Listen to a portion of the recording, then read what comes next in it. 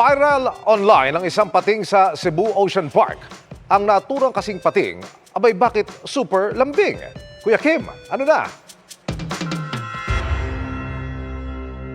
Palikpik pa lang nila ang iyong makikita. Tiyak sasakbalin ka na ng takot.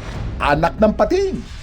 Pero hindi ka raw matatakot sa isang ito na palangoy-langoy sa Cebu Ocean Park. Ang kanila kasing pating, super lambing, napakaklingi pa. Hilig ang magpayakap sa diver na kanya nakakasalamuha. Sobrang ganda pala, nag-enjoy ako. Ang diver sa video, si Michael. Habang ang pating naman, matagal na raw niyang alaga. Siya po ay friendly, hindi naman siya mangagat. Binababy namin sila.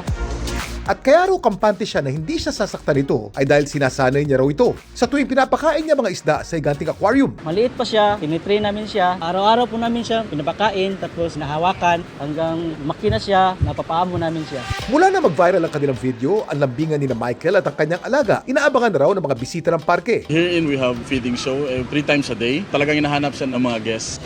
Pero anong klaseng pating nga ba ang na-videohang nagpapalambing kay Michael?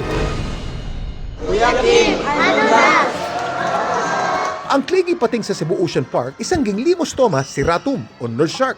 Hindi pa malinaw kung bakit nurse shark ang tawag sa naturang pating na ito. Posible daw nagmula ito sa tunog na ginagawa nito tuwing nag-hunt ng prey na para daw tunog na dumededeng sanggol.